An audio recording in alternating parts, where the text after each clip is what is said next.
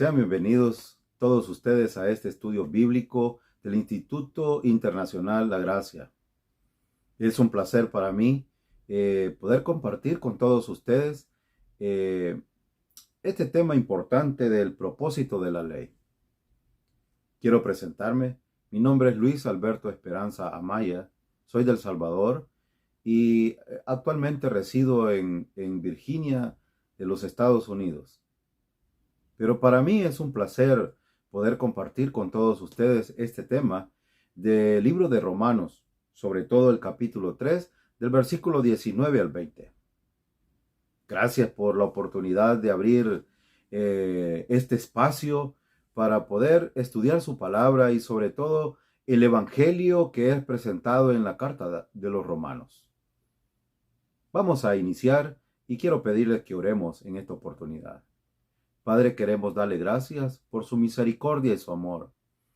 Queremos exaltarle, mi Señor, en todo y que sea usted obrando en la vida de cada uno de nosotros para poder entender lo que su palabra nos quiere mostrar en esta hora. Gracias por la oportunidad de abrir su palabra y poder, Señor, estudiar lo que usted nos quiere mostrar a través de ella y que su Santo Espíritu me use a mí y que use el corazón de cada uno de mis hermanos que van a estudiar en esta oportunidad este tema, el propósito de la ley. Bendiga a cada uno, mi Señor, y se lo suplico en el nombre de su Hijo amado, nuestro Redentor, el Mesías, el Cristo. Amén. En el estudio anterior, consideramos que con mucho detalle el estado de la humanidad en los ojos de un Dios santo. Vimos que todos los hombres, no importa si un judío o un gentil, ya sea inmoral, moral o religioso, todas las personas están en la misma condición. Hay un camino ancho que conduce a la destrucción y toda la humanidad, aparte de Jesucristo, está en este camino. La única salida es la cruz de Jesucristo. Es la cruz del Calvario, que es la única manera en que el camino estrecho que nos lleva a la vida. En Romanos capítulo 3, versículos 19 y 20, Pablo dice lo siguiente: pero sabemos que todo lo que la ley dice, lo dice a los que están bajo la ley, para que toda boca se cierre y todo el mundo quede bajo el juicio de Dios, ya que por las obras de la ley ningún ser humano será justificado delante de él, porque por medio de la ley es el conocimiento del pecado. ¿Qué quiere decir Pablo cuando él habla de la ley aquí? ¿Cómo entienden sus lectores este término? ¿A quién fue dada la ley específicamente? ¿Cuál era el contenido de la ley y cuál fue el propósito de la ley? Bueno, esas preguntas las vamos a responder a continuación. Debido a que la ley es un tema importante en el libro de Romanos, vamos a dedicar esta lección para responder a esas preguntas y establecer un fundamento firme para este tema importante a medida que estudiamos juntos. El propósito de la ley es el tema que vamos a estudiar a continuación. Pero Pablo nos dice que el propósito de la ley en Romanos capítulo 3, versículos 19 y 20, antes de que estudiemos este tema, considerando el propósito de la ley, vamos a ver algunas verdades básicas acerca de la ley mosaica. Por eso hay que considerar la parte histórica. Dentro del marco histórico, necesitamos considerar el pueblo de la ley. Dentro del pueblo de la ley, vemos que Israel residió en la nación, en esta nación específica. Y esto lo vemos por Éxodo capítulo 19, versículo 3. Y Israel está en el centro de esta, ¿cómo se llama? En el centro de estos países, y vemos en el color rojo, ustedes pueden ver que Israel es una pequeña franjita que está ahí al lado de Turquía, de Siria, Y vemos Israel ahí, Irak y otros países que están ahí, Egipto. Toda esa región verde que ustedes ven es una región que le pertenece al pueblo de Israel, pero ellos ahora están asentados en una franjita. Pero vemos en Éxodo 19, capítulo 19, versículo 3, dice, y Moisés subió a Dios y Jehová lo llamó desde el monte diciendo, así dirás a la casa de Jacob y anunciarás a los hijos de Israel. Notan ustedes que él está hablando específicamente al pueblo de Israel. La ley mosaica fue dada específicamente por Dios a través de Moisés a la nación de Israel. La intención era usarla como la regla de vida nacional para el elegido pueblo de Dios. La ley no fue dada a los amonitas, a los moabitas, a los cananeos o a los heteos. Fue dada exclusivamente al pueblo de Israel. No fue dada a los gentiles, los alemanes, los árabes, sino que se la dio a Israel. No fue dada a la iglesia tampoco de Jesucristo, sino que se la dio a Israel. Esto es algo que usted debe de considerar y tenerlo claro y en mente. La parte histórica que estamos viendo. Por eso es que en Romanos capítulo 2, versículo 14, Pablo dice, pero cuando los gentiles que no tienen ley hacen por naturaleza lo que es de la ley, estos, aunque no tengan ley, son ley para sí mismos. Entonces, los gentiles no tienen ley. La ley fue dada a Israel. Eso es lo que Pablo está diciendo en este versículo aquí. Romanos capítulo 9, versículo 3 y 5 dice, porque deseara yo mismo ser anatema, separado de Cristo, por amor a mis hermanos, los que son mis parientes según la carne, que son israelitas, de los cuales son la adopción, la gloria, el pacto, la promulgación de la ley, el culto y las promesas, de quienes son los patriarcas y de los cuales según la carne vino Cristo, el cual es Dios sobre todas las cosas, bendito por los siglos de los siglos. Amén.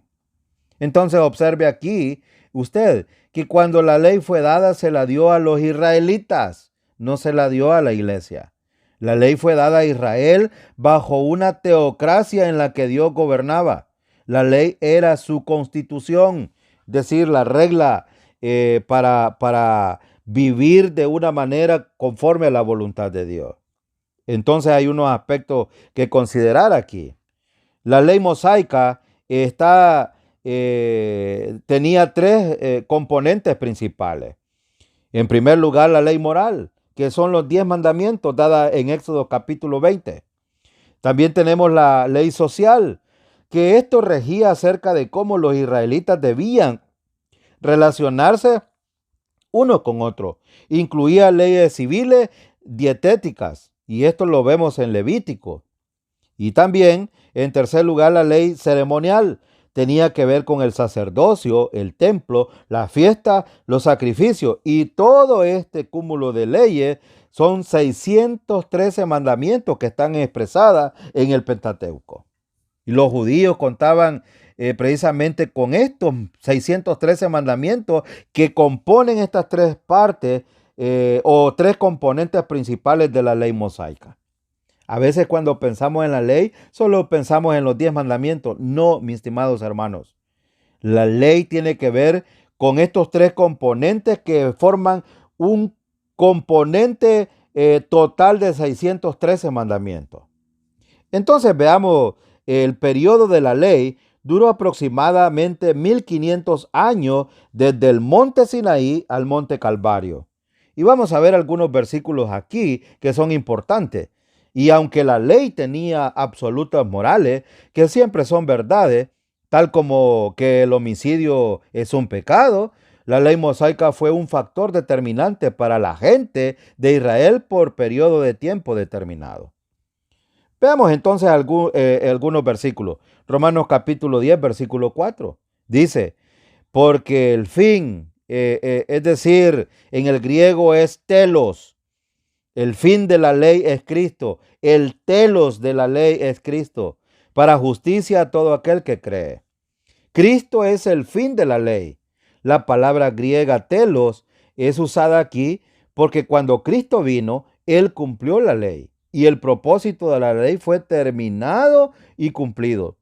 La ley demostró a la gente su necesidad de Cristo a través del sistema de sacrificio como una ilustración de la venida de Cristo. Cuando Cristo vino, el propósito de la ley fue cumplido. Veamos otro versículo. Gálatas capítulo 3, versículo 19. Dice, entonces, ¿para qué sirve la ley? Pablo hace esta pregunta y contesta, fue añadida a causa de las transgresiones. En otras palabras, fue añadida para que nos diéramos cuenta que somos transgresores de ella. Y dice, hasta que viniese la simiente. Ese hasta es importante aquí, porque implica de que tuvo un principio, pero hasta significa su final. Y dice el versículo, a quien fue hecha la promesa y fue ordenada por medio de ángeles en mano de un mediador. Entonces, la simiente en el versículo 19 es Jesucristo. Y el versículo dice, hasta que viniese la simiente. La ley cumplida su propósito hasta que la simiente viniese. Y Él ya vino. Es decir, Él vino, nació, se desarrolló su ministerio y fue a la cruz y murió. Entonces, vemos aquí un pasaje importante de 2 de Corintios capítulo 3, versículos 7 al 16. Y dice, y si el ministerio de muerte grabado con las letras en piedra fue con gloria, tanto que los hijos de Israel no pudieron fijar la vista en el rostro de Moisés a causa de la gloria de su rostro, la cual había de perecer. Oiga bien lo que dice. Él está refiriéndose a la ley mosaica. Había de perecer. ¿Cómo no será más bien con gloria el ministerio del Espíritu? Porque si el ministerio de condenación, refiriéndose a la ley, fue con gloria, mucho más abundará en gloria el ministerio de justificación, refiriéndose a Jesucristo. Porque aún lo que fue glorioso no es glorioso en este respecto, en comparación con la gloria más eminente. Y versículo 11 sigue diciendo, porque si lo que perece, es decir, la ley, tuvo gloria, y dice tuvo en el pasado, mucho más glorioso será lo que permanece. Y esto está refiriéndose a Jesucristo.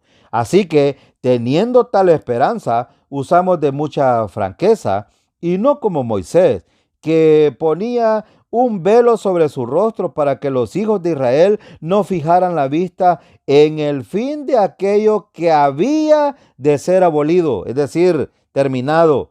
Pero el entendimiento de ello se embotó, porque hasta el día de hoy, cuando leen el antiguo pacto, les queda el mismo velo no descubierto, el cual por Cristo es quitado. Versículo 15. Y aún hasta el día de hoy, cuando se lee a Moisés, el velo está puesto sobre el corazón de ellos, refiriéndose a los judíos. Pero cuando se conviertan al Señor, el velo se quitará. Este pasaje está enseñando que la ley se desvanecería, es decir, sería reemplazada por el ministerio del Espíritu. Eso lo dice el versículo 8. O el ministerio de justificación, que habla acerca del pago que Cristo hizo en la cruz del Calvario en el versículo 9. Esto se refiere a las enseñanzas entonces de la gracia en el Nuevo Testamento, que son la regla de vida para los creyentes en Cristo, no la ley. Entonces veamos la parte doctrinal aquí. Veamos, hemos visto la parte histórica, hoy vamos a ver la parte doctrinal. Entonces, hablando doctrinalmente, la naturaleza particular de la ley es que fue indivisible. ¿Qué quiere decir esto? Que aunque muchas veces identificamos los tres aspectos de la ley mosaica, es decir, la ley moral, la ley social y la ley ceremonial, y los judíos inclusive contaban con un gran número de leyes que eran 613 mandamientos, la ley era considerada como una sola unidad. Esta significa que ninguno podía elegir cuál parte de la ley quería aplicar a sí mismo, es decir, debía de aplicar toda la ley. Imagínense, si usted fuera arrestado por robar y usted dice al juez que considera que todas las leyes son buenas, pero la ley contra el robo no se aplica a usted. Puede que esto suene loco y sin embargo, eso es lo que la gente hace con la ley de Moisés. Ellos escogen algunos de los 10 mandamientos pasando por alto las leyes ceremoniales y pueden elegir algunas de las leyes sociales también e ignorar el resto de las leyes. La ley no es como una comida buffet que usted elige qué es lo que va a comer. No podemos elegir cuál nos gusta, cuál tipo de ley nos gusta. ¿Es todo o es nada? ¿Por qué así? Bueno, Pablo lo dice a los Gálatas capítulo 3 versículo 10.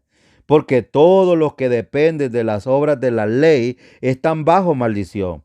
Pues escrito está, maldito todo aquel que no permaneciere en todas las cosas escritas en el libro de la ley para hacerlas. Noten que aquí dice Pablo en todas las cosas. No dice agarre algunas partes de la ley. Dice en todas las cosas. Y Santiago 2:10 dice, porque cualquiera que guardare toda la ley, note que dice toda, pero ofendiera en un punto, se hace culpable de todos. Si usted está basando su vida cristiana a través de la ley y aún la salvación la basa a través de la ley y usted falla en un punto, se hace culpable de todos los 613 mandamientos que componen la ley mosaica. Ahora, si usted fuese detenido por exceso de velocidad, déjenme ponerle este ejemplo, podía decirle al policía, Señor, he obedecido todas las demás leyes hoy. De hecho, ayudé a alimentar a un niño sin que se ahogara esta mañana. Por lo tanto, seguramente usted me dejará salir solo con una advertencia, ¿no es cierto? La verdad es que no. La realidad es que si usted ofende en un solo punto, es culpable. No puede justificarse por sus delitos haciendo buenas obras. Entonces, esto es importante que usted lo entienda. Ahora, en el segundo caso, doctrinalmente hablando, la proposición de la ley era básicamente obedecer la ley y sería bendecido. Este pasaje que vamos a ver registra el acontecimiento cuando Dios entregó los 10 mandamientos en el monte Sinaí. Note que las bendiciones de Dios estaban supeditadas si Israel mantenía la ley moral. ¿Cómo así? Veamos los versículos. Éxodo capítulo 20, versículo 22 al 24. Y dice, y Jehová dijo a Moisés, así dirás a los hijos de Israel, vosotros habéis visto que he hablado desde el cielo con vosotros. No hagáis conmigo dioses de plata, ni dioses de oro os haréis. Altar de tierra harás para mí, y sacrificarás sobre él tus holocaustos y tus ofrendas de paz, tus ovejas y tus vacas, en todo lugar donde yo hiciere que esté la memoria de mi nombre. Vendré a ti y te bendeciré. Entonces, noten aquí que esto se trata de obedecer o si obedece, eran bendecidos. Pero si desobedece, la ley serían maldecidos. La persona que violaba la ley era culpable de muerte. Esta siempre ha sido la pena de Dios por el pecado, desde el huerto del Edén, en Génesis capítulo 2, 17. Esto no significa que cada israelita que pecó fue condenado a muerte. Si esto fuese la verdad, no existiría la nación de Israel. Y sin embargo, el sistema de sacrificio enseñó a los israelitas que la pena por el pecado requería el derramamiento de sangre y el sacrificio de una vida inocente por un culpable. Entonces vemos en Éxodo capítulo 21, versículo 12-17, las maldiciones por no obedecer la ley. Dice el versículo 12, el que hiriere a alguno, haciéndole así morir, él morirá. Mas el que no di a herirlo, sino que Dios lo puso en sus manos, entonces yo te señalaré el lugar el cual ha de huir. Pero si alguno se ensoberbeciere contra su prójimo y lo matare con alevosía de mi altar, lo quitarás para que muera. El que hiera a su padre o a su madre morirá. Asimismo, el que robare una persona y la vendiere, así fuere hallado en sus manos, morirá. Igualmente, el que maldijere a su padre o a su madre, morirá. Entonces vemos aquí el asunto de lo que Pablo está tratando aquí acerca de la maldición de la ley. Y Gálatas capítulo 3, versículo 10 dice, porque todos los que dependen de las obras de la ley están bajo maldición. Pues escrito está, maldito todo aquel que no permaneciere en todas las cosas escritas en el libro de la ley para hacerlas. Entonces noten que cada persona es maldita si no obedece toda la ley. Esto nos dice que todos somos dignos del juicio de Dios, porque todos hemos pecado ante los ojos de Dios. Esta es una mala noticia para usted y para mí. Pero las buenas noticias son que Cristo ha tomado la maldición de la ley sobre sí mismo. Note lo que dice Gálatas 3:13. Cristo nos redimió de la maldición de la ley, hecho por nosotros maldición, porque está escrito, maldito todo aquel que es colgado en el madero. Entonces la respuesta a la maldición debido al pecado nuestro está puesta sobre Cristo. Ha sido imputada en él. Ahora, Cristo nos redimió, dice el versículo. Esta palabra significa que Él pagó la pena o el precio que nosotros merecíamos pagar. Él tomó la maldición de la ley, que es la pena de muerte o la muerte en sí, sobre sí mismo para que nosotros pudiéramos ser libertados. Y la única cosa que Dios pide a la gente hacer ahora es confiar en su Hijo y su obra en la cruz para que sean salvos. La salvación no es por guardar la ley, sino por creer solamente en Jesucristo. Déjeme hacerle una pregunta. ¿Cómo era la ley que Dios dio a Israel? Bueno, ahora vamos a pasar algún tiempo considerando la ley moral, los 10 mandamientos que Dios mismo talló en piedra y que Moisés entregó al pueblo de Israel. Veamos y contestemos la pregunta entonces. ¿Cómo era la ley que Dios dio a Israel? Veamos entonces los 10 mandamientos.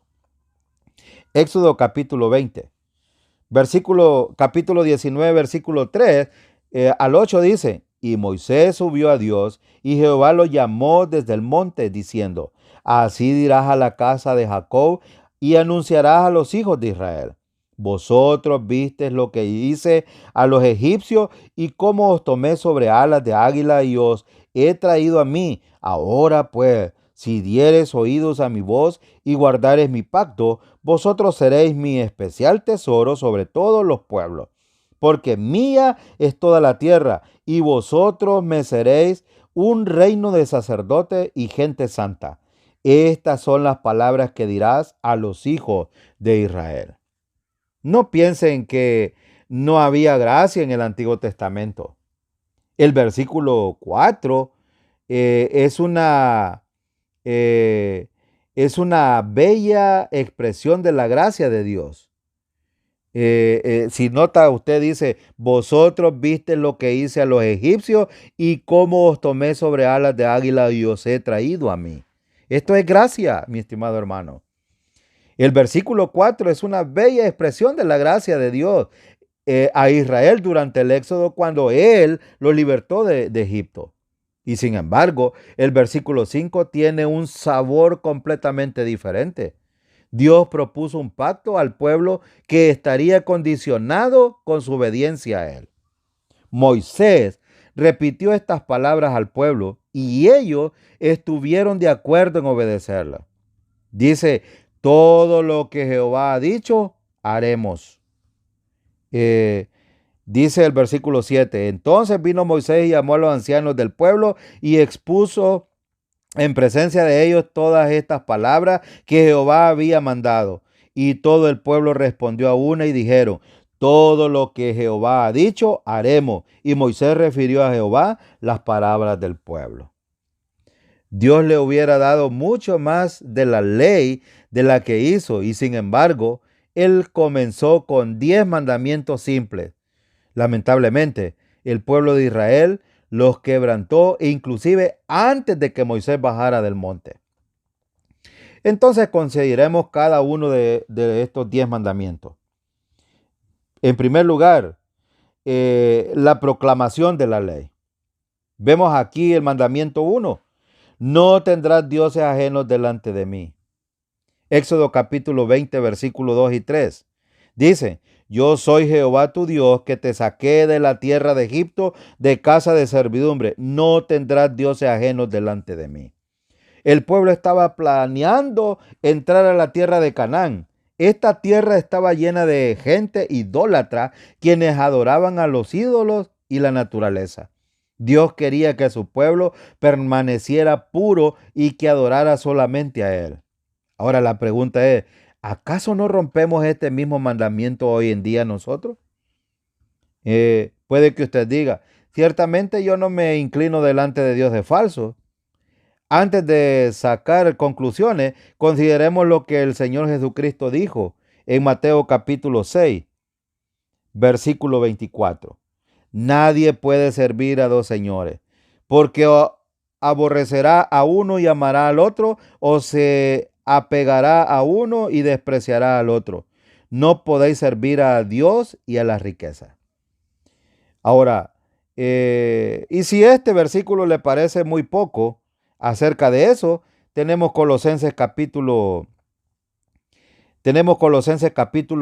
3, versículo 5. Haced morir pues lo terrenal en vosotros, fornicación, impureza, porque usted puede decir, no, pero yo no tengo dinero y no amo la riqueza. Bueno, pero ¿qué pasa con la fornicación, con la impureza, con pasiones desordenadas, malos deseos, avaricia? Y Pablo dice, eso es idolatría. Debemos admitir que somos culpables ante Dios. Probablemente no pecamos como el pueblo de Israel, pero pecamos de otra manera. Y a lo mejor no nos inclinamos físicamente ante el dólar y sin embargo, demasiadas veces nuestras vidas se centran alrededor de las cosas de este mundo en lugar de Dios. Ahora, ¿cuántas veces ponemos las cosas antes de Dios? Muchas veces. Entonces, en segundo lugar, el segundo mandamiento, no te harás imagen, no te inclinarás a ellas ni las honrarás. Éxodo 24 y 5. Y usted puede preguntarse, bueno, el segundo mandamiento en cuanto a esto dice, no te harás imagen ni ninguna semejanza de lo que esté arriba en el cielo, ni abajo en la tierra, ni en las aguas debajo de la tierra. No te inclinarás a ella, ni las honrarás, porque yo soy Jehová tu Dios fuerte, celoso, que visito la maldad de los padres sobre los hijos, hasta la tercera y cuarta generación de los que me aborrecen. Este segundo mandamiento tenía una relación con el primer mandamiento. El pueblo recibió las instrucciones que no debían hacer ninguna imagen de cosas celestiales o terrenales, y no debían de inclinarse a ella, ni servirle, porque Dios es espíritu en naturaleza. Eso lo dice Juan 4:24. Él no quería que su imagen fuese corrompida por representaciones terrenales. Es decir, en vez de adorar a Dios, que es el creador, el ser humano siempre es tendencioso a adorar lo creado, y Dios no quería eso. Y cuando Dios dice que es celoso, no es en el sentido carnal o egoísta. Lo que Él quiere decir es que Él exige correctamente que sus seres creados lo adoren a Él solamente, porque Él es digno de ser adorado. Hoy día, muchas personas se inclinan ante las estatuas o imágenes de Dios o de personas. Incluso algunos que dicen seguir los 10 mandamientos, pero en realidad violan este mandamiento. Y como tercer mandamiento, no tomar el nombre de Jehová tu Dios en vano. Éxodo capítulo 20, versículo 7. No tomarás el nombre de Jehová tu Dios en vano, porque no dará por inocente Jehová el que tomare su nombre en vano. Dios es tan santo que aún su nombre no podía ser usado en vano. Cualquier uso del nombre de Dios en una manera frívola, impertinente o exclamativa era prohibido. ¿No es interesante que hoy en día uno puede oír a la gente maldiciendo, usando malas palabras y usando el nombre de Jesucristo en vano? Y aún en las congregaciones se hace esto. ¿Acaso alguna vez ha escuchado a alguien decir, oh Buda, oh Mahoma, como maldiciones? No, la gente reconoce la deidad de Cristo eh, sin siquiera admitirlo cuando usa su nombre en vano. Si usted alguna vez ha usado el nombre de Dios o de Jesús de esta manera, usted es culpable delante de Dios. La ley le condena a usted como un violador de la ley. Mandamiento número 4. Recuerde el día de reposo para santificarlo. Éxodo capítulo 2, versículo 8 y 10. Acuérdate del día de reposo para santificarlo. 6 días trabajarás y harás todas tus obras. Mas el séptimo día es reposo para Jehová tu Dios. No hagas en él obra alguna, ni tu hijo, ni tu hija, ni tu siervo, ni tu criada, ni tu bestia, ni tu extranjero que está dentro de tus puertas. A los israelitas se les mandó abstenerse de trabajar en el séptimo día, que es el sábado. Este fue designado como un día de descanso, en reconocimiento del día séptimo de la creación, cuando Dios descansó. Él lo usó como un modelo para su pueblo Israel. Muchas personas religiosas hoy en día tratan de hacer del domingo el día de reposo cristiano como el sábado, y sin embargo, nada podría estar más lejos de la verdad. No hay ninguna base en el Nuevo Testamento para cambiar el sábado, día de reposo, al día domingo. Es verdad que la iglesia primitiva adoraba en el primer día, es decir, el domingo, y sin embargo, eso no fue un día de reposo requerido. Y en ninguna parte se llama el sábado. He aquí un buen ejemplo de la expectativa y requisitos de la ley en adición a su castigo. Por ejemplo, en capítulo 15, versículos 32 y 36, dice, estando los hijos de Israel en el desierto, hallaron a un hombre que recogía leña en día de reposo. Y los que hallaron recogiendo leña, lo trajeron a Moisés y a Aarón y a toda la congregación. Y lo pusieron en la cárcel, porque no había declarado que se debía de hacer. Y Jehová dijo a Moisés, irremisiblemente muera aquel hombre, apedréenlo toda la congregación fuera del campamento. Entonces lo sacó la congregación fuera del campamento y lo apedraron y murió como Jehová mandó a Moisés. Entonces, si usted va a someterse bajo la ley, necesita tomar toda la ley. ¿Es esto lo que usted en realidad quiere? Veamos el mandamiento quinto entonces. Quinto mandamiento, honra a tu padre y a tu madre.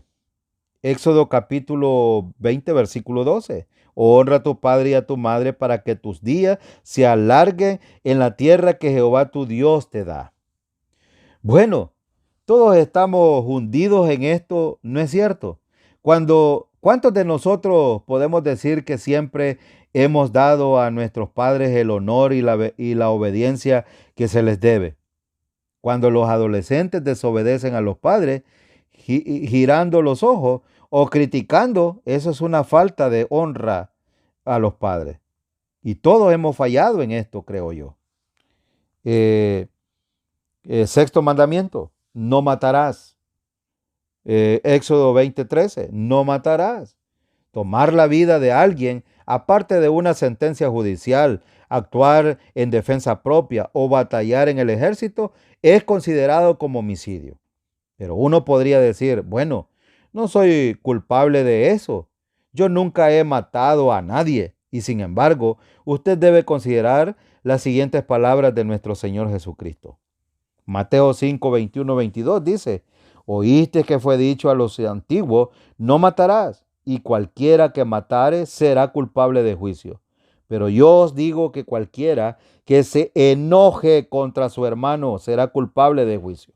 Y cualquiera que diga necio a su hermano será culpable ante el concilio. Y cualquiera que le diga fatuo quedará expuesto al infierno de fuego.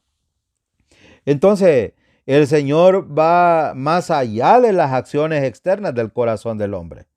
El homicidio o asesinato es una expresión de una actitud de odio. Cuando odiamos o nos enojamos, somos culpables de esto.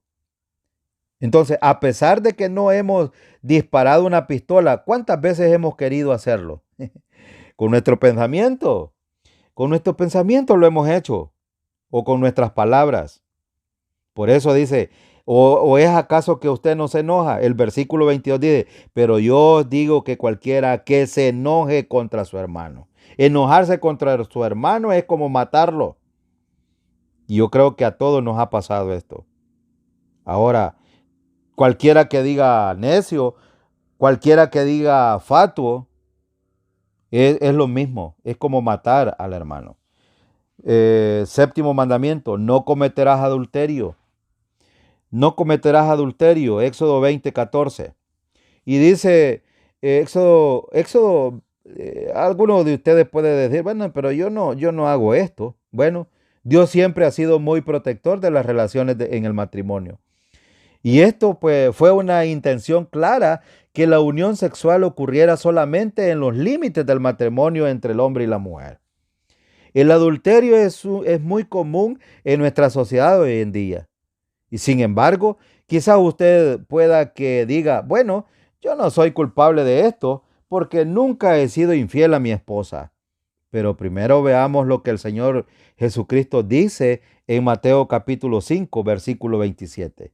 Oíste que fue dicho, no cometerás adulterio. Pero yo os digo que cualquiera que mira a una mujer para codiciarla, ya adulteró con ella en su corazón. Codiciar a otra mujer es adulterio. Y el Señor trata con los hombres aquí y de nuevo va más allá de las acciones externas, directamente va al corazón del ser humano. Incluso un pensamiento sensual es una actitud de corazón que es pecado ante los ojos de Dios Santo. El adulterio proviene de esa actitud. Así, una vez más, el Señor Jesucristo nos muestra que todos somos violadores del carácter justo de Dios y de sus estándares o normas. Entonces, veamos aquí, mirar codiciosamente a otra mujer es adulterio. Ahora, octavo mandamiento, no robarás. Veamos Éxodo 20:15, no robarás. Aquí vemos el octavo mandamiento prohíbe que un individuo tome las pertenencias personales de otra persona, valga la redundancia. Puede que usted diga, bueno, yo no soy ladrón. ¿Acaso alguna vez usted ha robado? ¿Usted alguna vez ha robado tiempo en el trabajo, por ejemplo? ¿O ha hecho trampas en sus impuestos? ¿O un solo delito en su vida entera le hace a usted un violador de la ley? Y esto es contundente y hay que saberlo. Es decir, cualquiera de las cosas que nosotros cometamos en contra de la ley nos hace culpable ante la ley. Noveno mandamiento, no levantar falso testimonio contra su prójimo. Éxodo 20:16. No hablarás contra tu prójimo falso testimonio.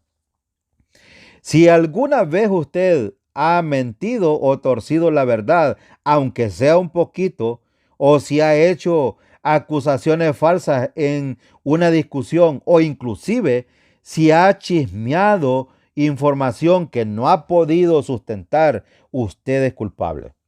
Según la encuesta, un gran porcentaje de personas conscientemente mienten regularmente. La nota en inglés dice, puede ser cualquier persona.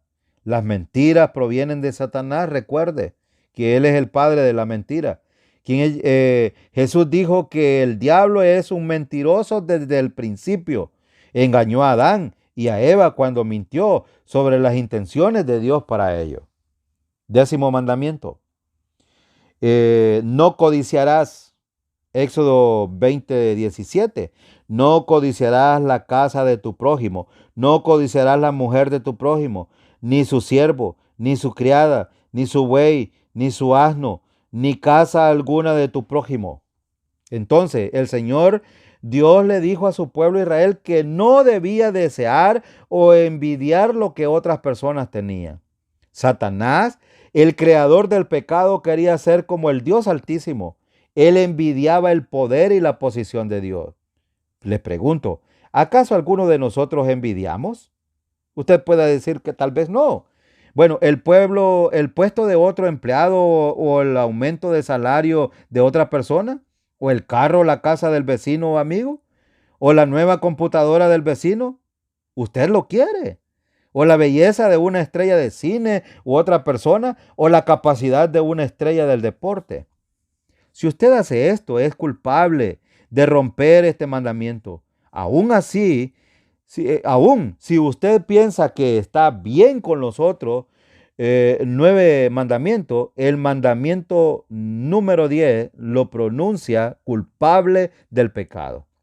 Así que, ¿cómo ha sido usted como los 10 mandamientos?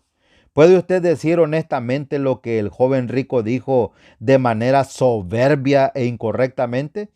Dijo él en Lucas 18:21, todo esto lo he guardado desde mi juventud. ¿Qué más le falta?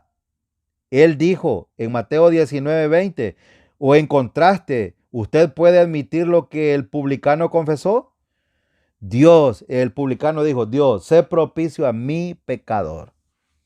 Recuerde que la ley es una unidad indivisible. Si usted rompe un mandato, es culpable de romper toda la ley. Esto es importante entenderlo. Entonces, veamos un poco acerca del castigo de la ley. El castigo de la ley castiga a todos los infractores. Gálatas capítulo 3:10, porque todos los que dependen de las obras de la ley están bajo maldición, pues escrito está: maldito todo aquel que no permaneciera en todas las cosas escritas en el libro de la ley para hacerlas. Maldito. Ante esto no habrá indulgencia, mi estimado hermano. La ley era aplicada a todos los israelitas, inclusive al rey. En segundo lugar, es importante que notemos que la pena por desobediencia a la ley era la muerte. Y esto lo vemos en Éxodo 31:15.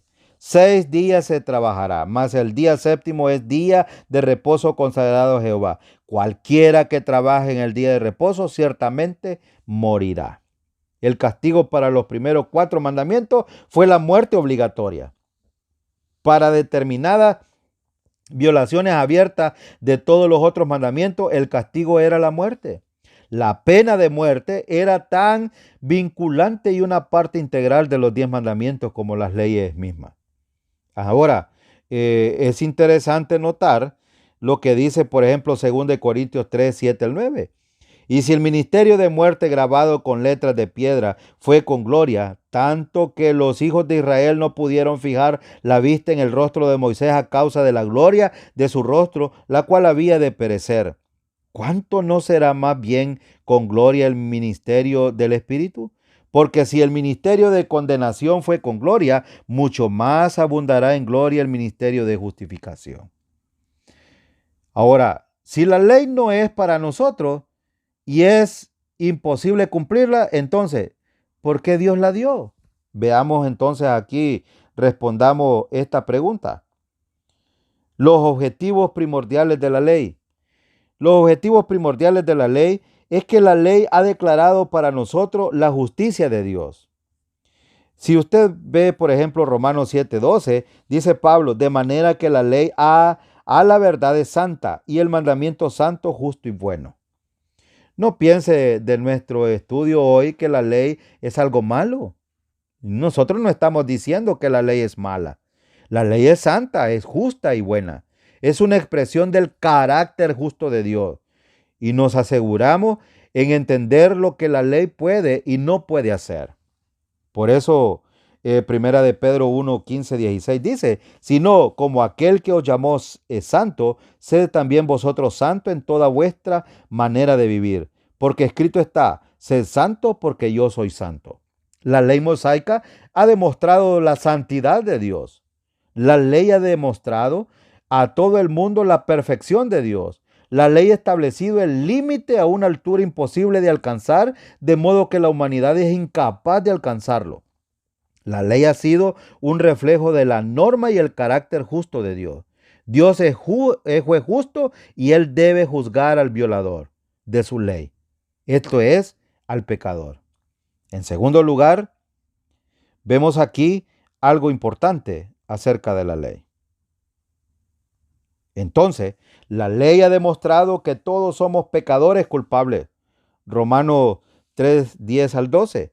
Como está escrito, no hay justo ni aun uno, no hay quien entienda, no hay quien busque a Dios, todos se desviaron, a una se hicieron inútiles, no hay quien haga lo bueno, no hay ni siquiera uno. Ahora, ¿es usted la excepción? Bueno, eh, no hay, no hay ninguno. Eso es lo que es, ni uno tan solo. Entonces, no hay excepciones aquí. Note que eso es el énfasis. Todos, cuando dice todo, está hablando del énfasis de que todos hemos fallado. Todos somos pecadores. Todos hemos pecado. No hay nadie que pueda alcanzar el estándar o la norma de Dios a través de la ley. Y Romanos 3:19 dice, pero sabemos que todo lo que la ley dice, lo dice a los que están bajo la ley, para que toda boca se cierre y todo el mundo quede bajo el juicio de Dios. Entonces, Romanos 3:27, 23 dice, por cuanto todos pecaron, están destituidos de la gloria de Dios. ¿Usted entiende que no es una persona justa o buena en sí misma y que la ley no puede reconciliarlo con Dios porque es pecador? Entonces, note que dice, toda boca se cierre, todo el mundo quede bajo el juicio de Dios, todos hemos pecado. Ahora, número 3, la ley ha dado el conocimiento del pecado. Romanos 3:20 dice, ya que por las obras de la ley ningún ser humano será justificado delante de él, porque por medio de la ley es el conocimiento del pecado. La ley solo te dice el problema, pero no lo resuelve. Entonces, usted debe de entender esto. El pecado significa entonces fallar al blanco. Romanos 7:7 dice, ¿qué diremos pues? ¿La ley es pecado? En ninguna manera. Pero yo no conocí el pecado sino por la ley, porque tampoco conociera la codicia si la ley no dijere, no codiciaréis o no codiciarás. Entonces, la ley es correcta, pero la ley solo nos muestra el problema que tenemos delante de Dios. Podemos tirar el pecado, viene del griego hamartía, que es fallar al blanco. Y esto es lo que constantemente hacemos nosotros. Número 4, la ley ha sido nuestro tutor para llevarnos a Cristo. Es decir, nuestro pedagogo o nuestro ayo, nuestro maestro. Dice Gálatas 3, 24 y 25, de manera que la ley ha sido nuestro ayo o nuestro maestro para llevarnos a Cristo, a fin de que fuésemos justificados por la fe, pero venida la fe, ya no estamos bajo la ley. Este versículo es bien claro. Ahora, ¿cuál es la única conclusión después de ver la justicia de Dios y nuestro fracaso de estar a la misma altura? La conclusión es que necesitamos ver nuestra necesidad para liberación o la salvación. Necesitamos un Salvador. Y si la ley nos ha llevado a poner nuestra fe en Jesucristo como pecadores perdidos, entonces la ley ha hecho su trabajo. Pero déjeme explicarle rápidamente, la ley es como un espejo, mi estimado hermano. Usted se ve en el espejo y usted ve las imperfecciones que tiene en su cuerpo, en su cara, en su pelo, en cualquier parte que usted refleja en el espejo. Pero usted no pasa el espejo sobre la imperfección que usted encontró en su cuerpo para solucionar el problema. Eso es lo que hace la ley. La ley solo le muestra el problema, pero no resuelve el problema. Pero la ley le muestra el camino que es a través de Jesucristo. Por eso Gálatas 3 dice en el versículo 25, dice, pero venida la fe, ya no estamos bajo el ayo, o sea, ya no estamos bajo la ley. Porque la ley dice el 24, de manera que la ley ha sido nuestro maestro para llevarnos a Cristo, el propósito, a fin de que fuésemos justificados por la fe. Entonces, ve que la ley no resuelve el problema, pero nos conduce a poner nuestra confianza en Jesucristo. Entonces, para concluir, hemos visto hoy en las Escrituras que la ley mosaica fue dada a Israel como un paquete completo y no podía ser dividida en parte. Nunca fue destinada a la iglesia de Jesucristo, tampoco a los gentiles. Hemos visto también que la ley define el pecado y condena al infractor. Esperamos que hayan visto hoy que somos completamente incapaces de alcanzar las normas y los estándares justos de Dios. Ahora, ¿puede usted enfrentar los hechos que es un pecador merecedor del castigo de la muerte como un violador de los estándares morales de Dios? Y en tercer lugar, la ley no puede salvar al pecador perdido. Solo Jesucristo puede, porque solamente Él fue hecho maldición por nosotros, tomando la pena de muerte que nosotros merecíamos. Y asimismo, la ley no puede santificar más a un santo. No es la regla de vida para el creyente hoy día. Si fuera así, sería necesario tomar toda la ley, no solamente parte seleccionada. El creyente en Cristo hoy en día camina bajo una nueva directriz, la ley del Espíritu de vida en Cristo Jesús. Seguiremos considerando más adelante esta verdad importante en los estudios futuros del libro de Romanos. Que la paz de Dios sea con todos. Oremos. Padre, queremos darle gracias por habernos permitido estudiar este tema tan importante. Permítale a los estudiantes del Instituto Internacional, mi Señor, entender estas verdades y ponerlas en contexto, en su mente, en su corazón, y para poder aplicarlas en su diario vivir. Permita, mi Señor, claridad, que a través de su Santo Espíritu tengan la claridad que necesitan de este tema y del contexto del libro de Romanos. En el nombre de Cristo Jesús se lo suplicamos, mi Señor. Amén.